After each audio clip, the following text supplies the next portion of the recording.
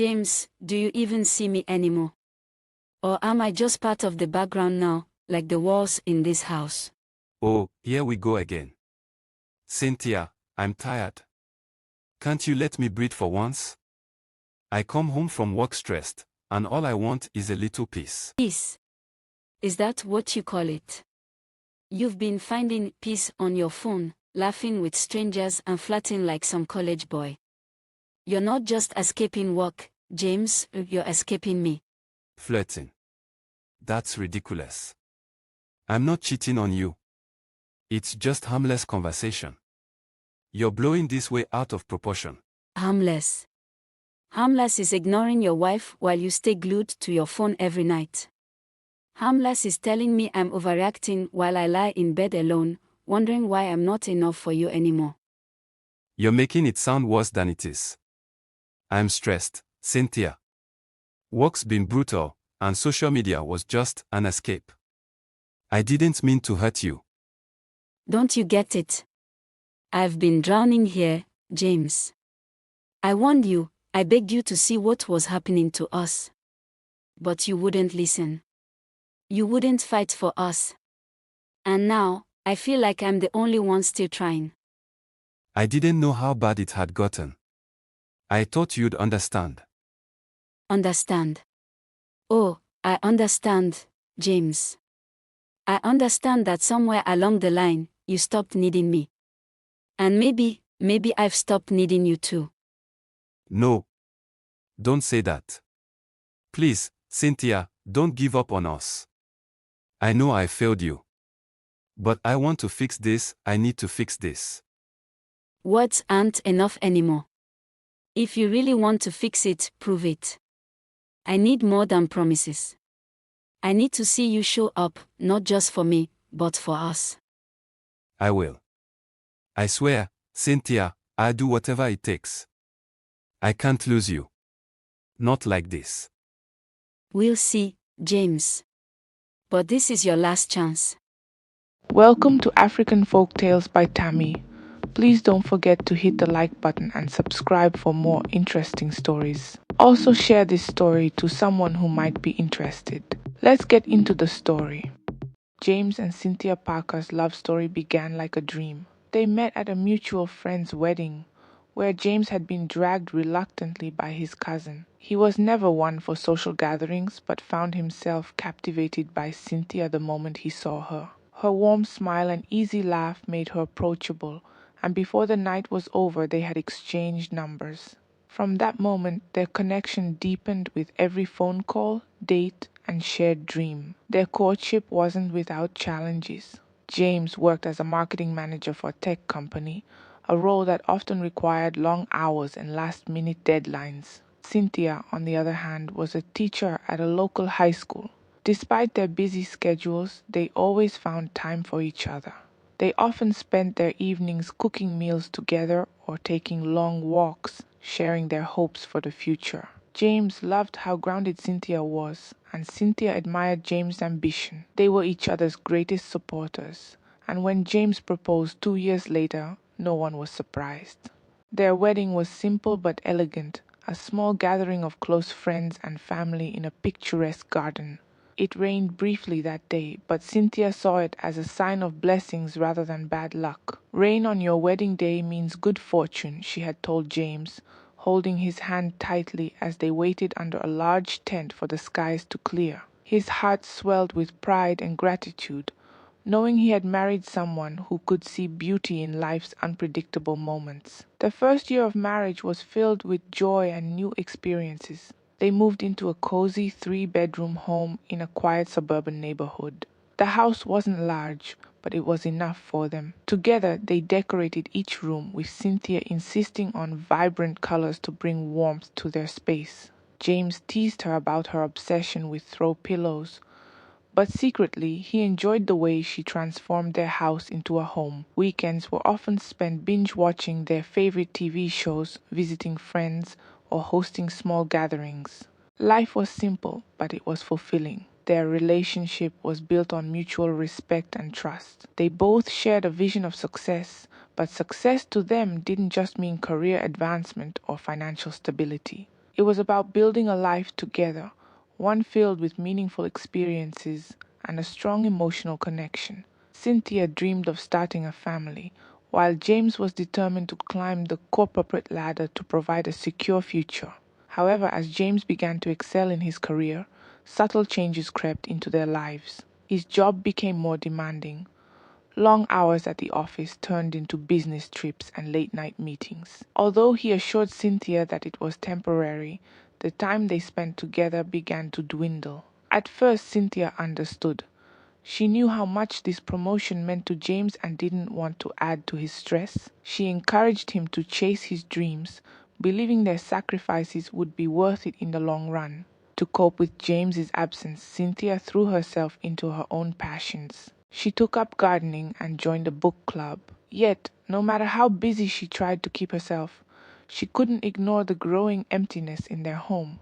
She missed their late-night talks, the spontaneous outings, and the comforting presence of her husband beside her. There were nights when she lay awake, listening to the silence, longing for the days when James would sneak into bed after work and wrap his arms around her. Despite these changes, Cynthia remained optimistic. Every couple goes through tough times, she told herself. We just need to adjust. She believed communication was key and made an effort to talk to James whenever they had a free moment, but their conversations became increasingly one-sided. James was often distracted, replying with generic responses as his mind wandered to work or, more recently, his growing interest in social media. Cynthia first noticed James's fascination with social media during one of their rare dinner dates. He had always been a bit of a tech enthusiast, but now he seemed glued to his phone, scrolling endlessly through various platforms. At first, she didn't mind. Everyone needed a distraction now and then. But as days turned to weeks, James' phone became a constant presence at the table, in bed, and even during their conversations. He would laugh at memes, comment on posts, and occasionally mention people Cynthia had never heard of. "Who's that?" she asked one evening as he chuckled at a notification. "Oh, just someone from work," James replied, barely looking up. Cynthia shrugged it off, but couldn't shake the feeling that something was changing between them. For now, she kept her concerns to herself, hoping that things would settle once the pressures of work eased. But deep down, a nagging fear whispered that this was just the beginning of a growing divide between them, one that neither of them fully understood yet. James's obsession with his phone intensified in the weeks that followed. Cynthia noticed it in the small moments at first, when he would reach for his phone as soon as he woke up, scrolling through notifications with bleary eyes instead of greeting her. Mornings used to be their time to talk about the day ahead, to share breakfast and light-hearted banter before heading to work. Now Cynthia sat alone at the table, the sound of James's phone notifications echoing from the bedroom as she ate in silence. She tried to be patient, convincing herself that it wasn't a big deal. Everyone was glued to their devices these days, and James was no different. Still, the nagging loneliness crept in. Evenings became equally isolating. Cynthia would prepare dinner, expecting James to join her, but more often than not, he would come home late or get lost in his phone the moment he walked through the door. "Just give me a few minutes," he would say as he lounged on the couch, scrolling through endless posts. Cynthia would wait, hoping he would eventually put the device down and engage with her. Those few minutes often turned into hours. By the time James finally set his phone aside, Cynthia had already gone to bed, too emotionally drained to wait up for him. She missed the little rituals that had once defined their relationship. They used to cook together, laugh at old memories, and even playfully argue over which movie to watch. Now their conversations were surface level and brief. When Cynthia tried to bring up something important, James would nod absent-mindedly, his eyes still glued to his screen. One evening, she mustered the courage to speak her mind. "James, I feel like you're always distracted. We barely talk anymore." He frowned, finally lowering his phone. "Cynthia, I'm just tired from work." "Can't a man unwind a little?" she sighed. "It's not about unwinding. You're always on that phone. I miss spending time with you." He gave her a tired smile. "You're overthinking things. Social media is just a way to relax.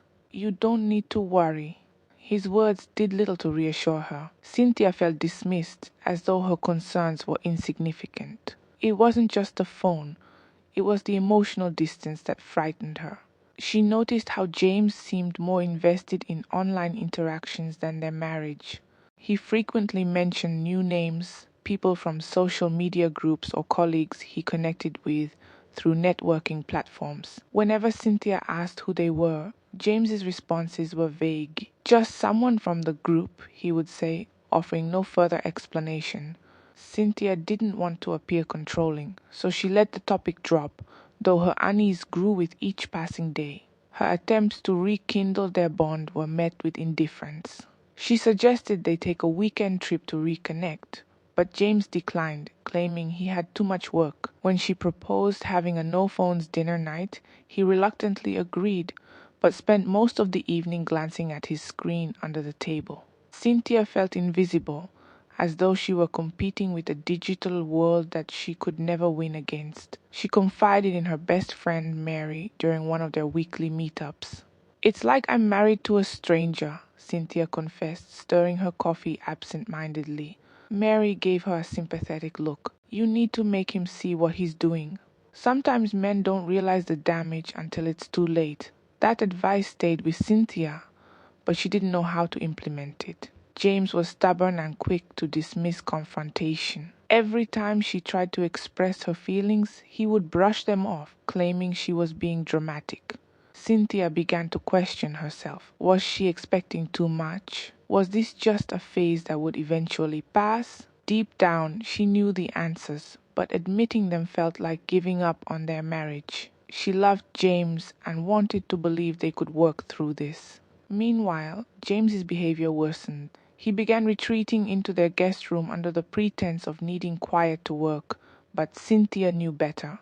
She heard him laughing at videos and chatting late into the night. The sound of his voice, once comforting, now filled her with sadness. She would lie awake, staring at the ceiling, wondering what had happened to the man who had once promised her the world. The emotional void between them continued to expand, and Cynthia feared that if something didn't change soon, their marriage might reach a point of no return. Cynthia's frustration grew as days turned into weeks without any meaningful change. James remained as engrossed as ever in his phone, his priorities clearly skewed. Cynthia tried to keep herself busy, focusing on work and hobbies, but no amount of distraction could erase the hurt she felt. She began noticing other couples when she went out, laughing, holding hands, engaged in conversation. It was a painful reminder of what her marriage had lost. The emotional absence was suffocating, and Cynthia felt more like a ghost in her own home than a wife. One night she decided to confront him directly. After dinner, she calmly asked him to sit down with her in the living room. James, clearly annoyed, complied. "James," she began, trying to keep her tone steady, "I need you to listen to me this time. Really listen. I've been feeling neglected for months. I can't do this alone anymore." He shifted uncomfortably in his seat, avoiding her gaze. "You're overthinking it again," he muttered. "You always make a big deal out of nothing." Cynthia felt a surge of anger rise in her chest. "Nothing, James, our marriage is falling apart. You're constantly on your phone, talking to people I don't even know, and you barely acknowledge me when I'm around. How is that nothing?" He finally looked at her, his expression defensive. "I'm just trying to unwind. Social media helps me de-stress. It's not like I'm cheating on you or anything." The words stung more than Cynthia expected. She hadn't accused him of infidelity, but the fact that he brought it up sent a wave of doubt crashing over her. Was there something more he wasn't telling her? She took a deep breath, trying to steady herself. "James, it's not just about social media. It's about how disconnected we've become. We used to talk, laugh, spend time together. Now it's like I don't exist to you unless you need something." James rubbed his temples, clearly irritated. "I'm tired, Cynthia. Work is stressful and sometimes I just want to escape for a while. Why can't you understand that?" The conversation ended in frustration, with James retreating to the guest room once again. Cynthia sat in the empty living room, tears streaming down her face. She had tried everything: patience, communication, compromise, but nothing seemed to reach him. The man she had once built a life with was slipping further away with each passing day. She didn't know how much more she could take. Over the next few days, the tension in the house became unbearable. They spoke only when necessary, exchanging curt pleasantries and avoiding any deeper conversations. Cynthia noticed how James became more secretive with his phone, often turning the screen away when she walked into the room. The late-night messages and occasional giggles continued, and her suspicions grew stronger. During one particularly heated argument, Cynthia finally snapped. "If you don't care about this marriage anymore, just say it. I deserve to know the truth." James stared at her, his face hardening. "You're being paranoid. You think just because I'm on my phone I'm doing something wrong. Maybe you're the one with the problem." His words cut deep, and Cynthia felt as though the last bit of hope she had clung to was slipping through her fingers. In the days that followed, she withdrew emotionally, no longer attempting to reach out. It was as if they were living in two separate worlds under the same roof. James seemed unfazed by her silence, spending even more time online. Cynthia began questioning whether she had made a mistake by staying this long. The man she had loved and trusted was no longer recognizable to her. His indifference was crushing, and she knew that if he didn't realize the gravity of the situation soon, there would be no turning back. James's fascination with social media took a new turn when he discovered a group where like-minded professionals shared ideas, memes, and stories about work-life balance. At first it seemed harmless, just another way for him to unwind after a stressful day. However, Cynthia soon noticed that he began mentioning the names of specific people more frequently, particularly one woman named Olivia. It wasn't long before his conversations with Olivia extended beyond the group and into private messages. James found himself eagerly checking his phone for her replies, laughing at her jokes and sharing more details about his life than he had shared with his own wife in months. Olivia seemed to understand him in a way that felt refreshing. She was witty, intelligent, and always knew the right thing to say. James convinced himself that it was innocent. He wasn't doing anything wrong. After all, it was just online chat. They had never even met in person, so how could Cynthia possibly feel threatened? What he failed to realize was how deeply these interactions were driving a wedge between him and his wife. Cynthia wasn't oblivious to the shift in his behavior. She noticed how his face lit up when a notification popped up on his phone, how he quickly excused himself to another room whenever he received certain messages. She didn't need to see the screen to know that someone else was capturing his attention in ways she no longer could. The emotional distance between them grew wider, and Cynthia felt helpless to bridge the gap. One evening, as they sat in silence during dinner, she decided to test her theory. "You seem to be spending a lot of time chatting with someone lately," she said casually, keeping her tone light. James didn't look up from his plate. "Just work stuff. You know how it is," he replied dismissively. Cynthia's heart sank. She knew he was lying but chose not to press the issue. If he wasn't willing to open up to her, forcing the truth wouldn't help. As the weeks passed, James became bolder in his interactions with Olivia. They exchanged pictures, joked about inside topics, and even shared personal anecdotes. He found himself thinking about her during the day, wondering what she was doing or if she had sent him a message. It was a dangerous game, one he wasn't fully aware he was playing. The more he confided in Olivia, the less he felt connected to Cynthia. He started comparing the two women in his mind, though he didn't consciously acknowledge it. Olivia was exciting and new, while Cynthia had become a constant reminder of responsibilities and arguments. It was unfair, but James couldn't help the thoughts from creeping in. Cynthia, on the other hand, was spiraling into doubt and insecurity. She wondered if she had failed as a wife. Had she become boring? Was there something she wasn't giving James that he now sought elsewhere? The weight of these questions bore down on her, affecting her sleep and work performance. Her colleagues noticed her change in demeanor, but she brushed off their concerns. "Just tired," she would say, though the truth was far more complex. At home, she began paying closer attention to James's patterns. She observed how he would laugh softly at his phone late at night or smile at texts he refused to share. The secrecy was suffocating, and Cynthia felt trapped in a nightmare where the man she loved was slipping further away each day. James didn't realize how deeply his actions were affecting Cynthia. He convinced himself that as long as he wasn't physically cheating, he wasn't doing anything wrong. He continued to justify his behavior, telling himself that Cynthia wouldn't understand his need for an outlet. His ego prevented him from seeing the emotional damage he was inflicting. Meanwhile, Olivia became a more significant presence in his life, her words of encouragement feeding his desire for escapism. Cynthia finally reached a breaking point one night when she overheard James chuckling at a late-night message. The sound was like a knife twisting in her heart. Without warning, she walked into the room and confronted him. "Who are you talking to?" she demanded, her voice trembling with both anger and sorrow. James frowned, caught off guard. "It's just a friend," he said defensively, clutching his phone tightly. "Why does it matter?" "It matters because you've been ignoring me for months," Cynthia shot back. "Do you even see what this is doing to us? Or do you not care anymore?" James sighed in exasperation. "You're blowing things out of proportion. It's nothing serious." Cynthia stared at him, her eyes filled with pain. "It's serious to me, James. You're choosing someone else over your wife, even if you won't admit it." For the first time, James felt a pang of guilt, but it was quickly overshadowed by his defensiveness. He wasn't ready to face the consequences of his choices. Instead of apologizing, he stormed out of the room, leaving Cynthia alone with her shattered trust. Cynthia woke up each day feeling the heavy weight of emotional exhaustion pressing down on her.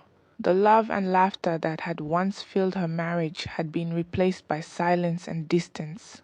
She went about her daily routines mechanically, teaching her students with a forced smile, attending staff meetings with little enthusiasm, and coming home to a house that felt more like a cold, unfamiliar space than the warm home she had once cherished.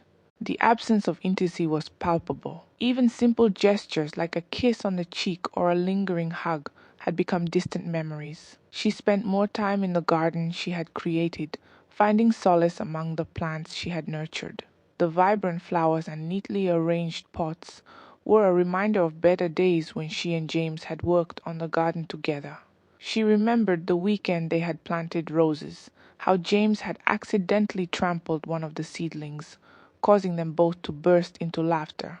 Now those moments felt like a lifetime ago, as though they belonged to someone else's story. Despite her growing pain, Cynthia held onto a faint hope that James would snap out of his obsession. She clung to the idea that the man she had fallen in love with was still somewhere beneath the layers of distraction and detachment. However, her hope was slowly eroding. James had become a shadow of his former self, spending more hours in his virtual world than in the real one.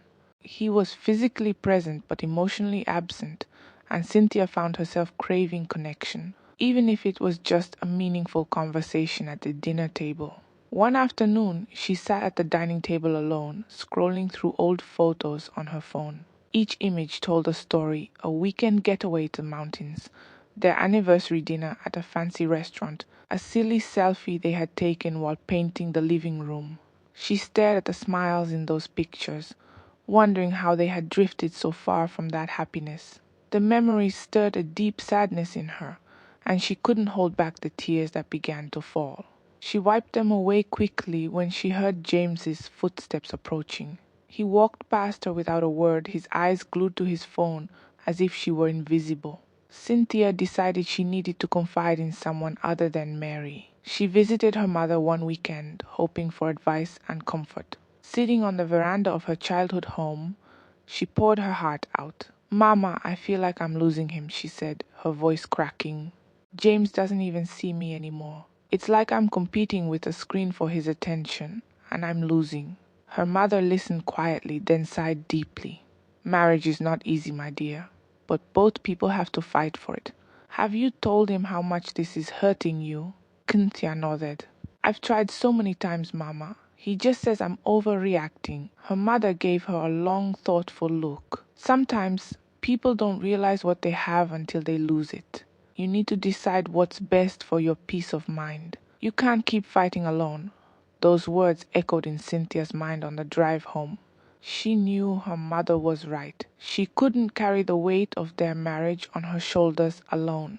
But the idea of walking away terrified her. Despite everything, she still loved James, and the thought of giving up on their life together filled her with dread. That evening, as she lay in bed, she thought about the vows they had made to each other.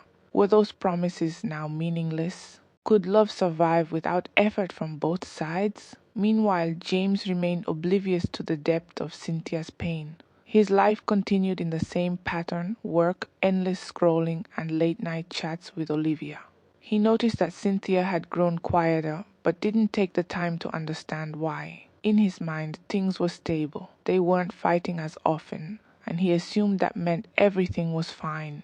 He failed to see that Cynthia had simply stopped trying to reach him. The cracks in their relationship were widening, but James was too distracted to notice. Cynthia began spending more time away from home, attending social events and reconnecting with old friends. She realized that being around people who valued her presence helped ease the loneliness she felt. At one gathering, a friend from her college days approached her. "Cynthia, you seem different," he said with genuine concern. "Are you okay?" She hesitated for a moment, then replied, "I'm just going through some things, but I'll be fine." The conversation left her thinking about how much of herself she had lost in the past year. She used to be vibrant and full of life, but now she felt like a shell of who she once was. That night, as she lay awake once again, Cynthia made a decision. She couldn't keep waiting for James to change. If he refused to fight for their marriage, she would have to find a way to reclaim her happiness, with or without him. For the first time in months, a sense of clarity washed over her. It was time to take control of her life before the emptiness consumed her completely. Cynthia spent the next few days in deep contemplation, replaying every argument and cold moment between her and James. She questioned whether there was any point in continuing to push for a change that he seemed unwilling to make. The emotional wounds had deepened, and she couldn't keep pretending everything was fine. Yet, despite the pain, part of her clung to the hope that James would realize the damage he was causing before it was too late. She resolved to confront him one last time, hoping that a serious conversation might finally break through his defenses. One evening after dinner, Cynthia approached James, who was sitting in the living room with his phone. She stood in front of him, forcing him to look up. "James, we need to talk," she said firmly. He sighed, putting his phone down but not fully turning his attention to her. "What is it now?" he asked with an air of impatience. Cynthia took a deep breath, trying to steady her nerves. "I can't do this anymore. You've been shutting me out for months, and I feel like I'm living with a stranger. We need to fix this, or I don't see how we can continue like this." James crossed his arms, his expression hardening. "You're always complaining about the same thing. I've told you, I'm not doing anything wrong. Just because I spend time on my phone doesn't mean I'm ignoring you. Why can't you just relax?" His dismissive tone ignited a wave of frustration in Cynthia. "This isn't just about your phone, James. It's about how you've stopped caring about us. You don't talk to me, you don't spend time with me, and every time I try to reach out, you act like I'm bothering you." James leaned back on the couch, shaking his head. "You're blowing this way out of proportion. I'm tired from work and trying to unwind." "Is that such a crime?" Cynthia's voice rose in anger. "You think this is just about work stress? You're flirting with women online, sharing parts of your life with them that you won't even share with me. Do you have any idea how that makes me feel?" For a moment, James looked stunned, as if the reality of her words had finally registered. However, his defensiveness quickly returned. "I'm not having an affair, Cynthia. You're being paranoid. It's all in your head." Cynthia stared at him in disbelief. "In my head? You've disconnected from me completely, James. I'm lonely, I'm hurt, and I'm tired of being treated like I don't matter. If you can't see that, then maybe you don't deserve this marriage." Silence hung between them, heavy and suffocating. James finally lowered his gaze, his mind racing. Somewhere deep down, he knew she was right, but his pride wouldn't let him admit it. Instead, he stood up abruptly. "I need some air," he muttered, grabbing his keys and leaving the house without another word. Cynthia sank onto the couch, tears streaming down her face. She had laid everything bare, hoping James would finally understand how much he was hurting her, but he had walked away instead.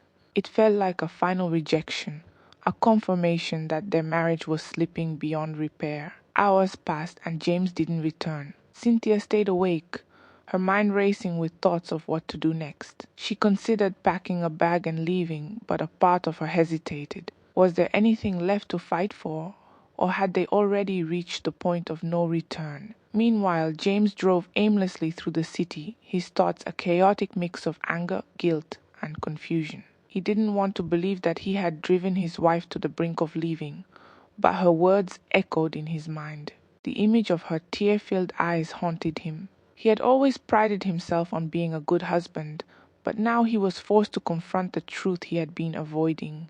He had failed her. He parked near a quiet park and sat in the darkness, reflecting on how far they had drifted. Social media had become his escape from reality, but at what cost?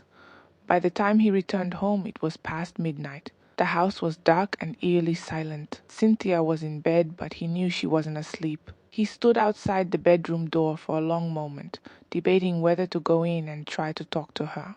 His fear of confrontation held him back, and he eventually retreated to the guest room. Lying in bed, he stared at the ceiling, his mind racing with regret. He knew he couldn't keep avoiding this issue. If he truly cared about saving his marriage, he would have to take action. But for now, both of them lay in separate rooms, drowning in their own thoughts and pain, unsure of what the future held. The days following their confrontation were eerily quiet. Cynthia barely spoke to James, and when she did, it was only about practical matters, bills, groceries, or scheduling conflicts. The warmth and familiarity that once defined their conversations were completely gone. Cynthia no longer had the energy to keep fighting for something that seemed doomed to fail. She had begged for change, pleaded for him to see her pain, but he had walked away instead. Her heart was slowly hardening, and the idea of walking away permanently no longer terrified her as much as it once had. James, on the other hand, continued to struggle with the growing silence between them. He noticed how distant Cynthia had become, how her usual efforts to reach out to him had stopped entirely. A part of him missed the arguments, missed the emotional intensity that had at least kept them engaged with one another. Now they were living like polite strangers, and it unsettled him in ways he couldn't fully understand. Despite this, he kept avoiding the necessary conversations, telling himself that things would somehow fix themselves over time. Cynthia found herself spending longer hours at work, volunteering for extra projects to avoid coming home early. She even started taking evening fitness classes, something she had always wanted to try but had never found the time for. It was freeing in a way to focus on herself again. Still, each time she returned to their house, the ache of loneliness hit her like a tidal wave. The life she had built with James felt like it was crumbling around her, and she didn't know how much longer she could endure it. One evening, after a particularly draining day at work, Cynthia decided she needed to get out of the house. She called Mary, who invited her out to dinner. As they sat at a small, cozy restaurant, Cynthia finally allowed herself to be vulnerable. "I think it's over, Mary," she admitted quietly. "I've tried everything, but he just doesn't care. I'm exhausted from trying to hold us together." Mary reached across the table and squeezed her hand. "You've done more than enough, Cynthia. At some point, he has to meet you halfway, or there's no point. You deserve happiness, whether that's with or without him." Those words lingered in Cynthia's mind long after the dinner ended. For the first time, she began to seriously consider what life might look like if she left James. She imagined living alone in a small apartment, surrounded by peace instead of constant emotional tension. It wasn't an ideal scenario, but it was better than feeling invisible in her own home. That night she wrote in her journal, something she hadn't done in years. Pouring her thoughts onto the page brought a strange sense of clarity. She wasn't responsible for James' choices or his refusal to change. She had done her part. Now the next step was his to take. Meanwhile, James was beginning to feel the cracks in his carefully constructed facade. Social media no longer provided the same thrill it once had. Conversations with Olivia felt hollow, lacking the depth and familiarity he had once shared with Cynthia. He found himself comparing the two women, realizing how much he had taken Cynthia's presence and support for granted. Olivia didn't know his struggles, didn't understand his quirks or fears the way Cynthia did. For the first time in months, he wondered if he had been chasing an illusion of connection instead of nurturing the real one he already had. Late one night, James sat alone in the living room, scrolling through old photos on his phone. He came across an image of him and Cynthia from their honeymoon, both of them grinning widely as they stood on a scenic cliffside. He remembered how nervous he had been about proposing to her, how much effort he had put into making their wedding day perfect. The memory brought a pang of guilt. Somewhere along the way, he had lost sight of what truly mattered. The next morning, James woke up with a sense of determination. He knew he couldn't ignore the situation any longer. If he wanted to salvage their marriage, he needed to take accountability and show Cynthia that he was serious about making changes. But as he entered the kitchen and saw Cynthia quietly sipping coffee, he hesitated. The emotional distance between them was overwhelming. He wanted to apologize, to explain himself, but the words caught in his throat. Cynthia glanced at him briefly before returning to her thoughts, her expression unreadable. James knew time was running out. If he didn't act soon, he might lose her forever. For the first time, the reality of that possibility terrified him. He spent the rest of the day reflecting on how he would approach her, determined to finally confront the damage he had caused. However, Cynthia wasn't waiting for him anymore. She had already started preparing herself emotionally for the possibility of life without him, and she wasn't sure if his words, whenever they came, would be enough to change her mind. James spent the entire day wrestling with his thoughts, replaying the countless moments when he had chosen his phone over meaningful time with Cynthia. Every missed opportunity weighed heavily on him now. He had convinced himself for months that his behavior wasn't harmful, but Cynthia's distant gaze and cold demeanor were undeniable signs that things had gone too far. Sitting at his desk at work, he barely focused on the tasks in front of him.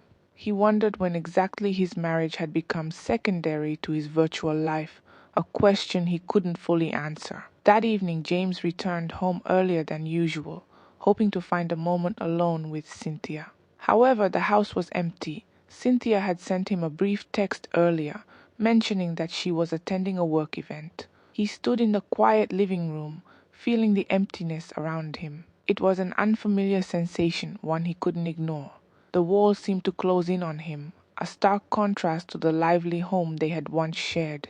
He walked around aimlessly, noticing things he hadn't paid attention to in months: framed photos on the shelves, Cynthia's favorite candles neatly arranged by the fireplace. They were remnants of a life he had been absent from. James sat on the couch and scrolled through his phone out of habit, but found little satisfaction in it. Notifications felt meaningless now, and every conversation seemed shallow. He opened the chat with Olivia and stared at the messages. The jokes and light-hearted exchanges that once amused him now felt empty. After a long pause, he typed a message. "I need to step back from this. I've been neglecting my wife and I need to fix things." He hesitated for a moment before hitting send. Almost immediately, Olivia responded with understanding. "I get it. Take care of yourself and your marriage." James sighed in relief, though the burden on his heart remained. He put the phone away and leaned back, realizing that ending those online distractions was only the first step. Cynthia had given him so many warnings, yet he had ignored every one of them. Now he was faced with the daunting task of rebuilding the trust he had shattered. Meanwhile, Cynthia was at the work event, surrounded by colleagues but feeling disconnected from the cheerful atmosphere. People laughed and mingled, but Cynthia's mind was elsewhere. She reflected on her life with James and how far they had drifted apart. A co-worker named Daniel, who had become a friendly acquaintance over the past few months, approached her. "You seem lost in thought," he observed gently. Cynthia forced a smile. "Just a lot on my mind," she replied. Daniel nodded. "If you ever need someone to talk to, I'm here. Sometimes it helps to vent to someone outside the situation." She appreciated the gesture, but wasn't ready to share the full extent of her troubles with anyone else just yet. After the event, Cynthia drove home slowly, contemplating her next steps. She wasn't sure if she had the energy to keep fighting for a marriage that felt so one-sided. The idea of starting over frightened her, but staying in this limbo was equally exhausting. By the time she arrived home, she had resolved to have a serious conversation with James. No more arguing, no more emotional outbursts. She needed clarity, even if it meant facing painful truths. When she walked through the door, James was waiting for her in the living room.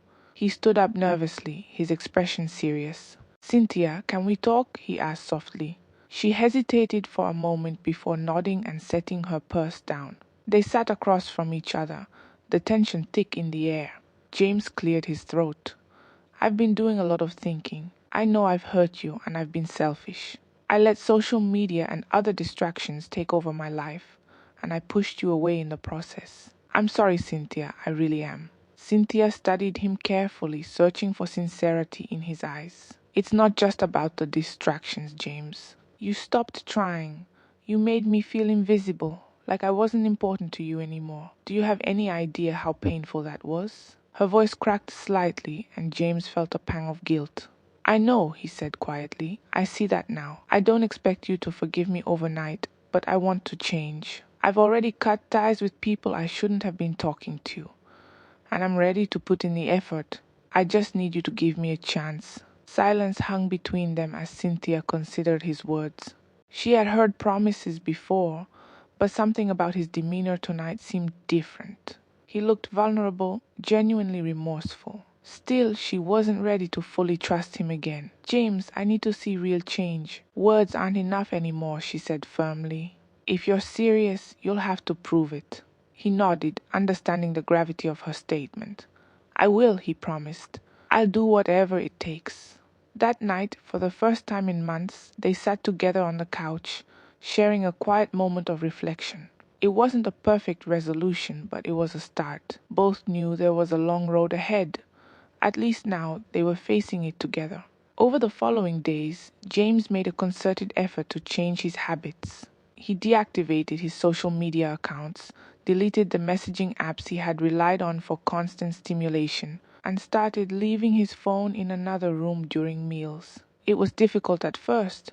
He hadn't realized how much he had depended on the endless scroll to distract himself from life's pressures. Now, without it, he was left with the silence he had avoided for so long. But instead of running from it, he embraced it as part of the process. James also began focusing more on his relationship with Cynthia. He started small, asking her about her day when she returned from work and listening attentively without interruption. Initially, Cynthia's responses were brief and cautious. She wasn't sure how long his effort would last or if it was just another temporary promise. She had seen James try to make minor adjustments in the past, only to fall back into old patterns within days. This time, however, something felt different. He wasn't just saying the right things, he was showing it through his actions. One evening, James surprised Cynthia by preparing dinner, something he hadn't done in years. When she arrived home, she was greeted by the aroma of roasted chicken and steamed vegetables. He stood nervously by the kitchen counter, wiping his hands on a towel.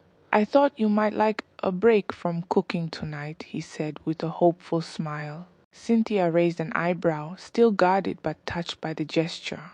"That's thoughtful," she replied, setting down her purse. They ate in relative silence at first, but gradually the tension began to ease. James asked her about her fitness classes and work projects, and for the first time in a long while, Cynthia found herself engaging in a real conversation with him. As days turned into weeks, James made a point of creating opportunities for them to spend time together. He suggested weekend walks in the park, revisiting places they had once enjoyed. They began going out for coffee on Saturday mornings, sitting in quiet cafes and reminiscing about their early years of marriage. These small moments of connection reminded Cynthia of the man she had fallen in love with. While her walls were still up, cracks were beginning to form, allowing bits of hope to filter through. Cynthia, however, remained cautious. She had been hurt too many times to fully let her guard down just yet. Trust wasn't something that could be rebuilt overnight. One evening after James suggested a movie night at home, She hesitated before agreeing. As they sat on the couch, she found herself stealing glances at him, wondering if his transformation would truly last. James seemed to sense her apprehension. During the movie's quiet moments, he gently took her hand in his. It was a simple gesture, but it spoke volumes. Cynthia squeezed his hand in return, a subtle acknowledgement that she was beginning to see his efforts. Meanwhile, James continued to reflect on his behavior and the root causes of his emotional detachment. He realized that his obsession with social media had been a way to escape not only work stress, but also deeper insecurities he had never confronted. He sought professional counseling, something he never thought he would do.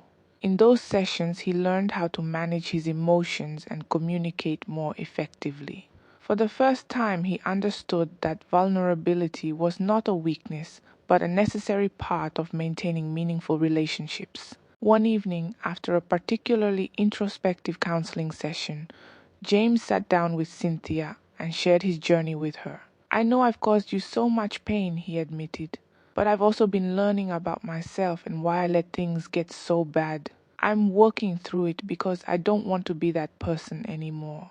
I want to be someone you can trust again." Cynthia listened intently, surprised by his openness. It wasn't often that James spoke about his feelings so candidly. "I appreciate that," she said softly. "I can see you're trying, and I hope we can keep moving forward."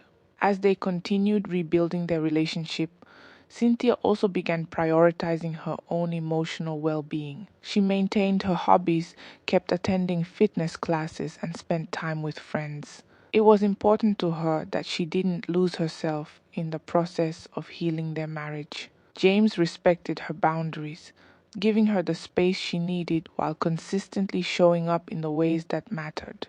Slowly but surely, the walls between them began to crumble. They weren't perfect, and there were still moments of tension and miscommunication. However, the difference now was that they both put in the effort to resolve issues rather than let them fester. Cynthia found herself smiling more often, and James rediscovered the joy of being present in his marriage. They had a long road ahead, but for the first time in a long while, both of them believed in the possibility of a better future together. Trust was being rebuilt one step at a time. We've come to the end of this story. Please subscribe to my channel to support me. Thank you.